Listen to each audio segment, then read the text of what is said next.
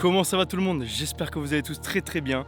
Écoutez, moi je pète la forme. C'est la rentrée, on reprend les vidéos, on reprend le rythme. Et quoi de mieux que de commencer par un nouvel épisode de In Nature. Comme vous voyez, je me suis installé et on est très bien installé. Parce qu'aujourd'hui, on va faire l'épisode au Pic Saint-Loup, qui est un grand pic à côté de Montpellier.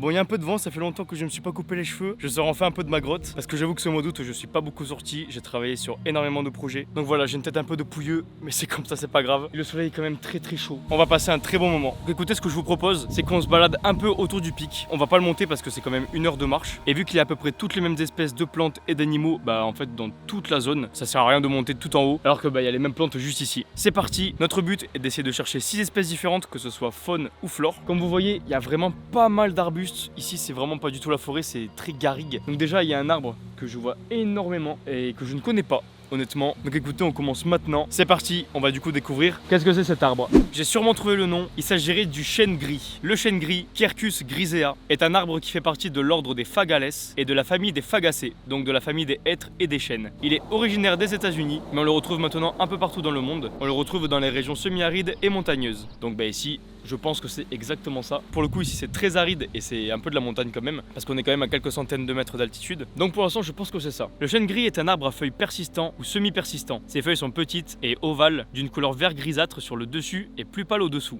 Il est particulièrement bien adapté aux environnements secs et rocheux. Il est utilisé pour la réhabilitation des sols érodés et sert d'habitat pour la faune. Encore une fois, dites-moi dans les commentaires si des fois je me trompe sur certaines choses. Ce genre de format c'est fait pour apprendre. Moi je vais juste dans la nature, je me renseigne un peu sur la plante, j'essaie de voir si c'est ça ou pas. Et après ce sera aussi à vous dans les commentaires à savoir si c'est vrai, si c'est faux. Et aussi même peut-être dire d'autres informations en plus. Ce sera que du bonus. Allez, maintenant on quitte ce bel endroit. Je vais lever mon cul de la pierre parce que depuis tout à l'heure je suis là. Hop là. Et du coup ce qu'on va faire, eh bien écoutez, on va aller un peu se balader tranquille, vraiment dans les alentours. Et s'il y a des espèces de plantes ou même d'animaux que j'arrive à voir et que je trouve bien évidemment sympa, je dégaine le téléphone et on n'aura plus qu'à apprendre plein de choses.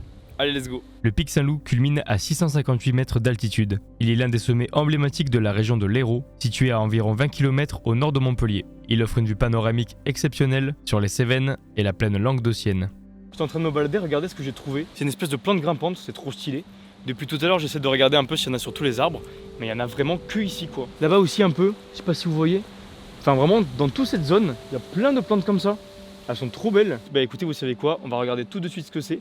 Regardez un peu les feuilles comme elles sont trop belles. Des feuilles un peu en forme de cœur. C'est trop stylé. Il y a un sacré vent qui commence à se lever quand même, c'est vraiment abusé. Un coup il fait beau, un coup il fait pas beau. Oh bah regardez.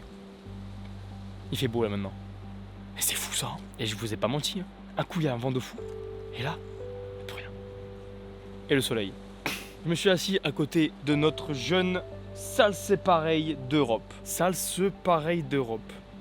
C'est fou le nom. Le salsepareil d'Europe, Smilax aspera en nom scientifique, est une plante qui fait partie de l'ordre des liliales et de la famille des Smilacacées. Elle est répandue dans le bassin méditerranéen, en Europe du Sud, en Afrique du Nord et au Proche-Orient. On la trouve souvent dans des zones boisées, des haies ou des maquis. C'est une plante grimpante vivace, épineuse, avec des tiges souples et ligneuses. Ses feuilles sont en forme de cœur avec des bords épineux. Elle produit des baies rouges en automne. Historiquement, ses racines étaient utilisées en phytothérapie pour leurs propriétés dépuratives et diurétiques. Elle est aussi un excellent couvert végétal pour certaines espèces animales, offrant abri et nourriture. Elle est capable de grimper sur d'autres plantes ou objets grâce à ses vrilles et ses épines lui permettent de se défendre des herbivores. Et bah franchement très stylée cette plante. Je connaissais pas du tout et c'est vrai que là quand on y pense, elle monte vraiment de partout mais c'est surtout là-bas en fait.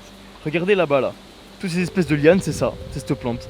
Ça monte n'importe où. C'est vraiment super intéressant. Le pic Saint-Loup est une montagne calcaire issue du Jurassique, formée il y a environ 150 millions d'années. Sa forme de dent caractéristique s'explique par l'érosion qui a modelé cette structure rocheuse au fil du temps. Je me suis arrêté parce que regardez ce que je viens de trouver ici, c'est du thym. Je sais pas si vous connaissez, c'est très répandu dans le sud et avec cette plante on peut faire plein de choses. Franchement c'est le moment d'en savoir un peu plus sur cette espèce parce qu'elle est vraiment super intéressante dans plein de points. Son nom scientifique est Thymus vulgaris, il fait partie de l'ordre des Lamiales et de la famille des Lamiacées, donc de la famille des menthes. Le thym est originaire de la région méditerranéenne. Il pousse principalement dans le sud de l'Europe, en Afrique du Nord et dans certaines régions d'Asie occidentale. Il préfère les terrains secs, rocheux et ensoleillés. C'est une plante vivace à petites feuilles gris-vert très aromatiques. Ses fleurs de couleur blanche ou rose pâle, sont regroupées en inflorescences et attirent les pollinisateurs comme les abeilles. Le thym est largement utilisé en cuisine comme herbe aromatique, notamment dans les plats méditerranéens. Il possède également des propriétés médicinales en tant qu'antiseptique, antitussif et stimulant digestif. Le thym est bien adapté au climat aride et peut survivre en conditions de sécheresse grâce à son feuillage réduit et coriace qui limite l'évaporation de l'eau. Voilà un peu ce que c'est le thym. Comme je vous l'ai dit, il y a plein de propriétés trop cool et ça en fait d'elle une super plante. La région autour du Pic Saint-Loup est riche en biodiversité. Le massif abrite une végétation typique méditerranéenne, comprenant des chênes verts, des pins d'Alep, ainsi que beaucoup de plantes aromatiques. On y trouve également des rapaces et diverses espèces de reptiles et d'insectes. Je viens d'arriver à des endroits où il y a un peu moins d'arbres, où c'est un peu plus des plaines. Et cette plante-là, j'en vois de partout. C'est aussi l'une des plantes comme le chêne gris qu'on a vu tout à l'heure, où il y en a le plus au Pic Saint-Loup. Donc écoutez, on va s'asseoir tranquillement. Ouf! Non, là c'était pas tranquillement là. On va s'asseoir à côté de cette magnifique plante. En plus je suis entouré vraiment de ça, il y en a de partout, regardez.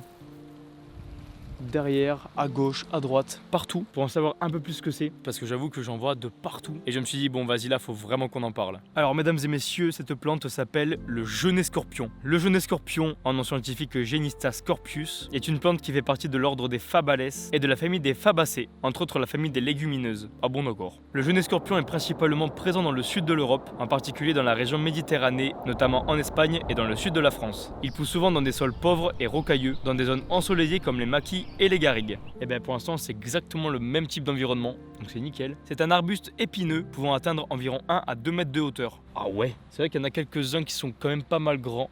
Là à côté, lui il est encore tout petit, mais c'est vrai, ok. Ses branches sont couvertes de petites épines, ce qui le rend difficile à manipuler. Il présente des fleurs jaunes vives caractéristiques des genêts qui apparaissent au printemps et en été. Je sais pas si vous voyez, mais il y a une toute petite fleur cafanée ici. C'est vraiment la dernière survivante quoi. Ah non, il y en a une autre aussi là-bas. Le genêt scorpion est bien adapté aux environnements secs et aux sols pauvres grâce à ses racines profondes et son système d'épines qui dissuade les herbivores. Comme les autres membres des Fabacées, il enrichit le sol en azote grâce à une symbiose avec des bactéries fixatrices d'azote. Ok, ça c'est très stylé. Cette plante est parfois utilisée pour stabiliser les sols en raison de ses racines profondes, mais elle est principalement considérée comme une plante rustique des terrains difficiles. Ok, franchement c'est pas mal du tout. C'est vrai qu'il y en a vraiment de partout, à plein d'auteurs différentes. Très intéressante comme plante. Le Pic Saint-Loup est une destination prisée pour les randonneurs. Un sentier balisé permet d'accéder à son sommet après une marche d'environ 1h30 à 2h. La randonnée est de difficulté moyenne et attire de nombreux amateurs de nature et de panoramas spectaculaires.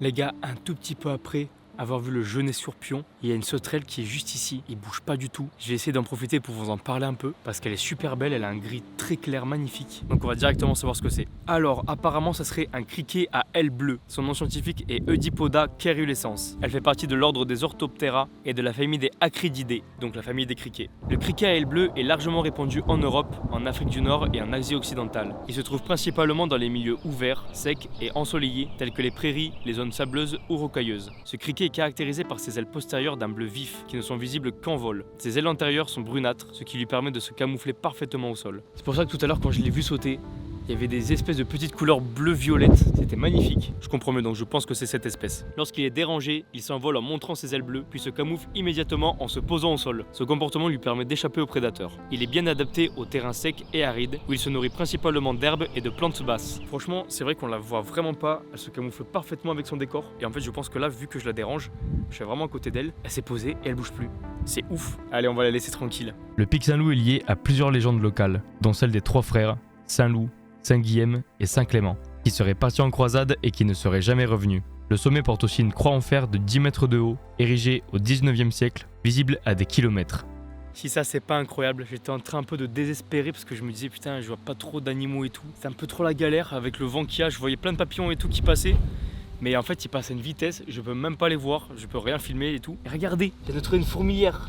Et ça c'est trop cool. Je vous promets premier degré, ça fait super longtemps que j'ai pas vu de fourmis, donc ça me régale d'en voir là. Ce que je vous propose c'est qu'on se pose en plein milieu du chemin et qu'on parle de cette petite espèce de fourmi. Parce que moi il faut savoir que j'adore ça, mais je m'y connais pas du tout. Je connais même pas les noms scientifiques ni rien. Donc ça va être le bon moment de savoir à peu près qu'est-ce que c'est. J'espère que je vais pas me tromper. Et au pire si je me trompe, les connaisseurs de fourmis, je compte sur vous dans les commentaires pour me dire vraiment qu'est-ce que c'est. Alors je pense avoir trouvé l'espèce, je pense que c'est une Messor ebeninus. Il n'existe pas de nom vernaculaire courant spécifique pour cette espèce, mais on l'appelle généralement fourmi moissonneuse. Donc son nom scientifique Messor ebeninus. C'est une espèce de fourmi qui fait partie de l'ordre des Hymenoptera et de la famille des Formicidae, donc de la famille des fourmis. On la retrouve principalement dans les régions méditerranéennes, notamment dans le sud de l'Europe, l'Afrique du Nord et certaines parties du Moyen-Orient. Elle préfère les zones sèches, chaudes et ouvertes, comme les prairies, les bords de chemin et les terrains sableux ou rocailleux. Pour l'instant, honnêtement, je pense que c'est ça. La description est vraiment nickel. Messor ebeninus est une fourmi de couleur noire. Les ouvrières de cette espèce présentent une grande variation de taille, allant de petits individus spécialisés dans les tâches mineures à de plus grandes fourmis moissonneuses. Cette espèce est appelée moissonneuse car elle se nourrit principalement de graines. Donc ça aussi pareil, je pense que c'est des bonnes informations. Il y a vraiment un tas de blé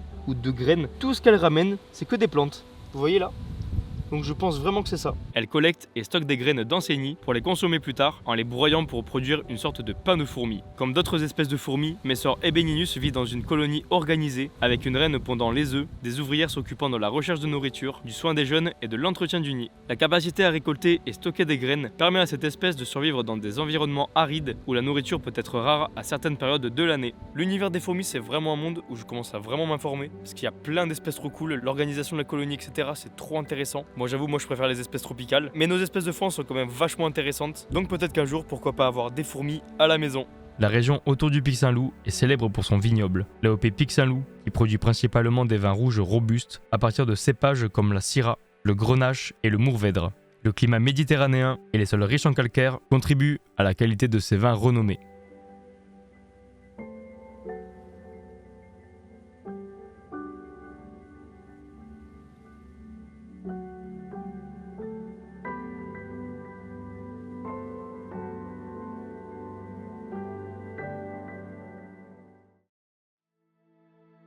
Ça y est les amis, la vidéo est terminée, j'espère qu'elle vous aura plu. Je me suis régalé, j'adore venir au Pic Saint-Loup. Je viens souvent ici m'entraîner et ça me tenait vraiment à cœur de faire un épisode de InNature ici. Comme vous voyez, il y a vraiment de la végétation de partout. Il y a plein d'animaux trop cool. Il y a vraiment des super décors. Donc pour ceux qui habitent dans le sud et qui adorent la nature, venez ici parce que c'est vraiment le paradis. On se régale. Il y a vraiment plein de choses à faire, comme par exemple monter le célèbre Pic Saint-Loup. N'hésitez pas à liker, à commenter pour savoir si la vidéo vous a plu ou non, à la partager et bien évidemment de vous abonner à ma chaîne YouTube. Ça me ferait super plaisir. Sur ce, on se retrouve pour une prochaine vidéo. C'était Dorian. Salut tout le monde.